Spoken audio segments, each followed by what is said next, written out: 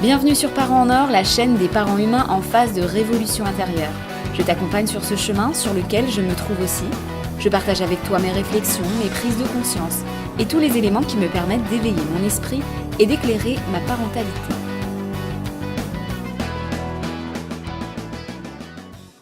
Salut, c'est Sandra, je te retrouve pour l'épisode d'aujourd'hui. Et aujourd'hui, je vais te parler de la cohabitation des opinions. C'est l'été, et pour profiter d'un endroit différent du foyer, on peut avoir l'idée bon marché d'aller passer quelques jours dans la famille ou de partager une maison en bord de mer avec des amis. C'est à la fois une idée sympa, mais c'est aussi le terreau pour faire fleurir des épines. C'est donc la période du cassage de noix, la période de distribution des conseils, des remarques, des critiques, des jugements, et donc principalement des confrontations entre opinions différentes. Si tu fais attention, tu pourrais trouver autour de toi une pelletée de témoignages de personnes qui en ont ras-le-bol de l'ambiance de leurs vacances et qui ont leur belle-mère, frère, grand-mère, pote, etc. qui leur sort par les yeux, ou même peut-être des personnes qui regrettent carrément leur séjour parce qu'ils se reçoivent une pluie de remarques et autres petits pics sur la façon de s'occuper de leurs enfants. Je commencerai par te transmettre ma compassion si tu es dans cette situation ou si cette situation t'est familière, et je t'envoie déjà plein de pensées positives. Personnellement, je pense que je suis plutôt pas mal niveau critique de l'entourage, enfin pas mal dans le sens où j'ai plutôt, entre guillemets, de la chance. Enfin, disons en fait que quand je lis ce que les gens se reçoivent comme horribles et comme violentes remarques, je suis toujours aussi surprise par ça. Dans mon cas, moi, pour parler de la famille, plus précisément, ma belle famille a pris le parti de ne pas intervenir du tout dans nos relations avec nos enfants, et c'est très bien comme ça. Je sais qu'ils n'en pensent pas forcément moins, c'est normal, ils ont leurs opinions à eux, mais on s'est mis au clair entre nous de façon tout à fait respectueuse. Et dans ma famille, c'est parfois un peu plus virulent, mais on arrive à s'en sortir, quoi. Lorsque les gens t'envoient des réflexions, la majorité du temps, ils parlent de choses qui sont importantes pour eux, surtout dans le domaine de la parentalité. Et quand je dis qu'ils parlent d'eux, en fait, ça concerne très souvent le manque d'estime qu'ils ont pour eux. Par exemple, lorsqu'ils veulent que le petit Damien, il fasse un bisou, ou qu'il dise merci, bonjour, etc., parce que sinon ils ne donneront pas le bonbon, ou le jouet, ou parce que sinon ce n'est pas un gentil garçon, qu'il est vilain et qu'il est moche, c'est pour se sentir respectés, et donc pour rechercher une valorisation de l'image défaillante qu'ils ont d'eux. Les enfants, considérés comme plus faibles et donc non dangereux, ils sont malheureusement utilisés souvent par les adultes comme des outils de revalorisation. Je te renvoie ici à mes podcasts numéros 16 et 24 dans lesquels je parle de l'ego et de la puissance personnelle qui font référence à tout ce que je suis en train de dire là, sur le fait de chercher à se revaloriser. Donc quand Tati Yvonne, elle fait des remarques sur le fait qu'elle veut que Damien lui dise merci, c'est que Tati Yvonne, elle manque probablement d'une certaine estime d'elle, au point qu'un mot prononcé ou non par un petit de 3 ans, par exemple, aura un impact sur elle. Et je trouve que être adulte et être vexé par l'attitude d'un enfant, ça en dit vraiment long sur l'image défaillante que cet adulte il a de lui.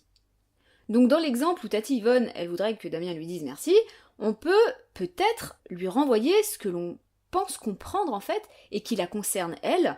C'est important pour toi la politesse, Tati Yvonne ? On t'a appris ça dès toute petite ? On t'obligeait sans ton avis peut-être à être poli ?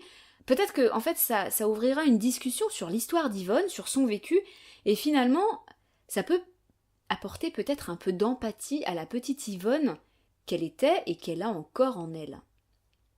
Le point hyper bénéfique, ou en tout cas qui me fait moi personnellement vraiment du bien, c'est de se rappeler que les émotions appartiennent à celui qui les ressent.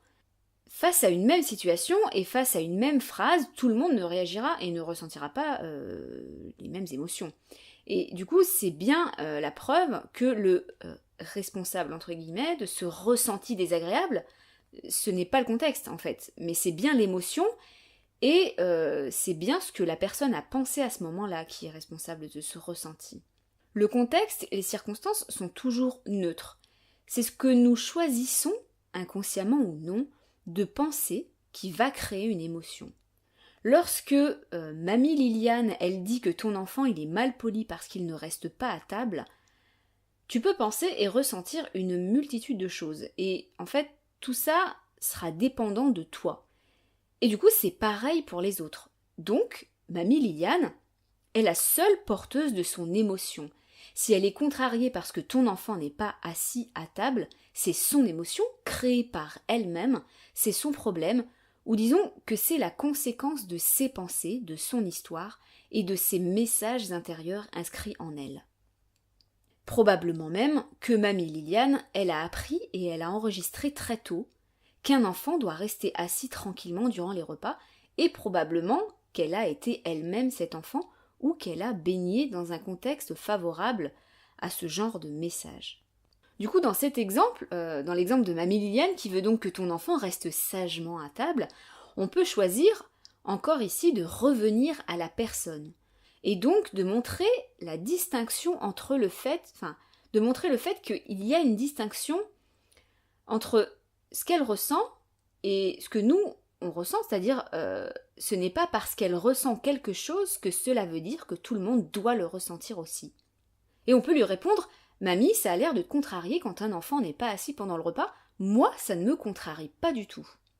Pour parler d'un homme que j'aime beaucoup, que tu connais peut-être ou pas, qui s'appelle Thomas d'Anzembourg, c'est un ancien avocat et un ancien juriste qui s'est reconverti en thérapeute et qui fait pas mal de conférences et qui travaille maintenant dans le développement personnel via une formation certifiée en communication non violente, qu'il a reçue d'ailleurs directement de Marshall Rosenberg.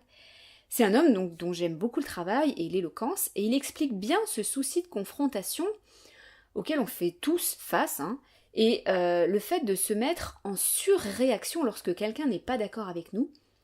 Parfois, on peut entrer dans une bataille monstrueuse. Ces confrontations, souvent douloureuses, mais qui sont parfois vécues comme vivifiantes. Pour certaines personnes, il y a certaines personnes qui aiment les débats, qui aiment les échanges vifs. Ces confrontations sont souvent le reflet, encore une fois, d'un besoin de s'affirmer et de démontrer notre valeur et la valeur de notre vision. On a comme l'envie de se défendre, de se justifier et de rectifier l'idée que la personne a de nous. Et finalement, on peut se dire, et on peut finalement accepter de laisser les gens se faire des idées fausses sur nous, parce qu'en fait, quoi qu'on fasse ou quoi qu'on dise, les gens, ils établissent des jugements, et ces jugements sont toujours biaisés, subjectifs et donc faux. Nous n'en avons pas connaissance ou très peu, mais partout et tout le temps, les gens ont des idées fausses sur nous. À l'instant où je te parle, en fait, tous les gens qui sont autour de toi pensent sans aucun doute des choses de toi qui sont fausses. Et on peut décider en fait de l'accepter, ou en tout cas de travailler sur ça pour au final l'accepter, et se dire que on n'a pas le pouvoir de changer les pensées des gens, et donc qu'on peut laisser les gens se tromper sans avoir besoin de nous justifier et de les convaincre. On peut également aussi se mettre en surréaction via le fait de se sentir attaqué, jugé, ou en tout cas d'avoir l'impression que ce qu'on fait c'est pas bien, et donc on peut se mettre à culpabiliser. Dans ces cas-là, on peut se poser des questions à soi-même, se sonder et se demander pourquoi ça me fait tant réagir? Qu'est-ce qui est important pour moi ici? Et surtout, quelle est la part de vérité que j'attribue à ce qu'on me dit? Parce que, en fait, finalement, parfois, on nous dit des choses qu'au fond de nous, on pense vraies, mais qu'on n'assume pas parce que on leur attribue de l'importance en plus, et avec lesquelles on n'est pas en accord, qu'on n'accepte pas, voilà, qu'on n'est pas prêt en fait à accepter. Par exemple, si le pote Julien, il nous fait remarquer qu'on ne fait même pas de repas maison à nos enfants, on peut se braquer, s'énerver, parce qu'au fond, on peut se dire en tout cas, oui c'est vrai, je trouve aussi que je ne fais pas assez de plats maison pour les enfants, je trouve qu'on achète trop d'aliments transformés. On peut donc en fait admettre au fond de nous que finalement, ce que dit Julien, on y attribue quand même une certaine part de vérité, et on peut donc se laisser la porte ouverte à accepter doucement cette difficulté et l'importance qu'elle a pour nous. Parce que d'autres personnes pourraient très bien se dire que oui c'est vrai, je fais pas beaucoup de plats maison, mais ça me convient en fait, parce que c'est pas suffisamment important pour moi. Il y a donc à prendre en compte le fait d'attribuer de la véracité à ce qu'on nous dit, mais aussi le fait de leur attribuer de l'importance ou non. Après tout ça, après tout ce que je viens de te dire, selon moi, il y a un truc vraiment, enfin pour moi, l'essentiel en fait, au-delà de tout ce que je viens de dire là, c'est de toujours se protéger et de répondre à nos besoins, les nôtres et ceux de nos enfants. Très clairement, si on peut accepter que les autres ne soient pas d'accord, ou qu'ils expriment leurs besoins de valorisation par des critiques ou d'autres phrases d'attaque, on a quand même la priorité première qui reste le fait de prendre soin de soi et de nos enfants. Et il est important, je crois donc, de savoir quand notre intégrité et celle de nos enfants est attaquée, et dire stop, repousser l'attaque, ou en tout cas se mettre en sécurité, quitte à devoir s'en aller et mettre fin à ce séjour tout simplement. L'exemple d'une quelconque contrainte physique, comme le fait de forcer un enfant ou un bébé à faire un bisou, ou vouloir le mettre au coin, ou même une contrainte psychologique, comme le fait d'insulter, de juger, d'étiqueter, de rabaisser, d'humilier, de se moquer d'un enfant ou de nous, sont, pour moi, des limites clairement interdites. On ne transige pas sur la violence et l'irrespect, et je trouve que c'est d'une violence, enfin moi je trouve vraiment que c'est d'une violence phénoménale d'entendre parfois des adultes dire à des petits « T'es pas beau quand tu pleures, c'est pas gentil, t'auras pas le jouet sans le bisou, quelle capricieuse cette petite malpolie » ou c'est violent quoi, sérieux, enfin les pauvres enfants quoi. Et c'est, en plus d'être violent, je trouve que ces agressions, elles sont à la hauteur de l'image altérée et abîmée que les gens ont d'eux-mêmes. C'est triste, mais j'estime que mes enfants et que les enfants n'ont pas à porter les carences des adultes. Ils n'ont pas à être utilisés comme des outils, des pansements aux blessures intérieures et sans doute intérieures et antérieures des adultes, parce que c'est à eux, les adultes, de s'en occuper. Ce sont leurs carences et leurs blessures. Alors voilà, on peut faire un travail intérieur en amont de nos vacances avec la famille ou avec les amis, se poser et faire quelques éclaircissements en réfléchissant à différents points. Qu'est-ce qui est important pour moi, mes enfants, passer de bons moments, avoir raison, etc. Et donc, qu'est-ce qui passe avant? Se rappeler que les émotions appartiennent à celui qui les ressent, se rappeler que les gens qui font des réflexions parlent surtout d'eux et que leurs réflexions sont une conséquence de leurs pensées et des messages intérieurs inscrits en eux. Se rappeler que nous et nos enfants ne sommes pas responsables et ne devons pas porter les carences des autres, encore moins si elles sont exprimées sous forme d'attaque. Se demander quelles sont les limites qui sont pour moi un trop-plein infranchissable. Et également, en fait, quand on est face à des gens qui ont une forte emprise sur nous, une autre préparation que je voulais partager avec toi, parce que c'est une préparation que je fais moi-même, quand on est face à des personnes qui ont vraiment une forte emprise sur nous et qui peuvent créer en nous vraiment une situation de stress, un truc que je fais donc, c'est de me préparer à réciter des réponses à la fois respectueuses de l'autre, mais aussi respectueuses de nous, se préparer à les réciter de façon automatique. Parce que, en fait, lorsqu'on se prend une remarque pourrie, c'est toujours de façon imprévue, et ça nous fait monter en stress, et donc on n'est pas dans le meilleur contexte pour répondre de façon adéquate, parce qu'on est régi par notre stress, et on réagit comme face à un danger. Donc on va répondre parfois des choses, moi je sais que je réponds des choses à côté de ce que je voulais dire, et je n'utilise pas les bons mots. D'ailleurs, personnellement, j'ai vraiment beaucoup de mal à avoir de la répartie sur l'instant.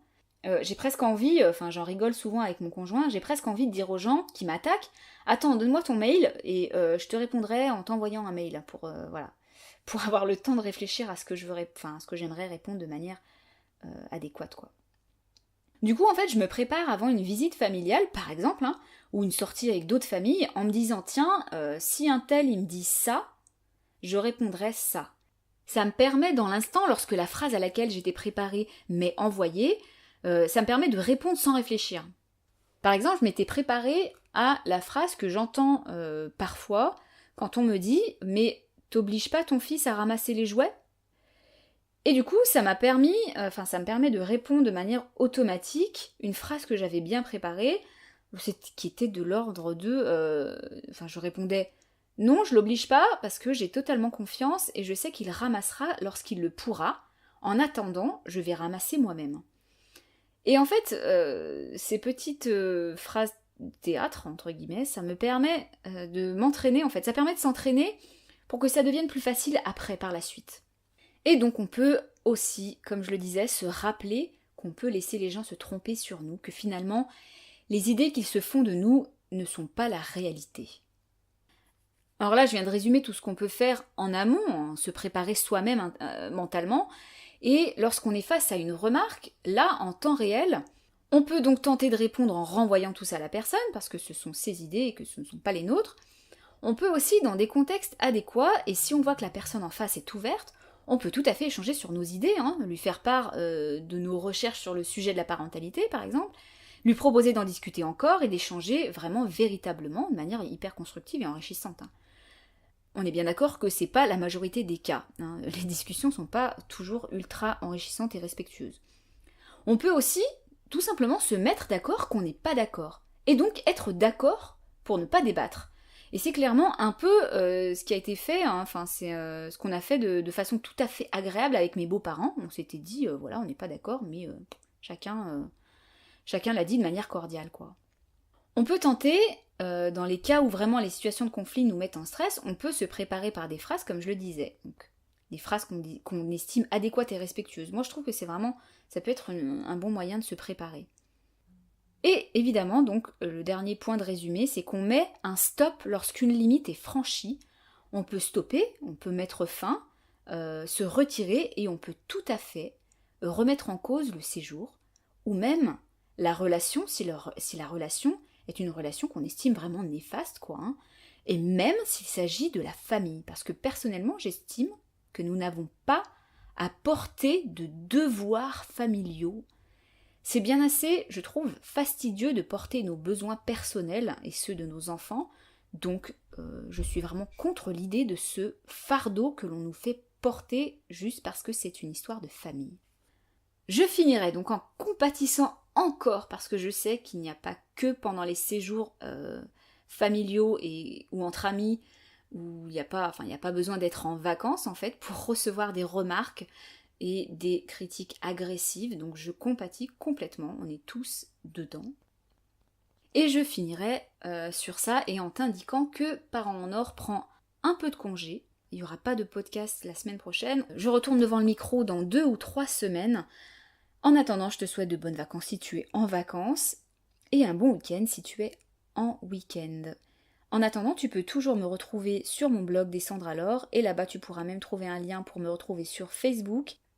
Et je te dis donc à bientôt, salut!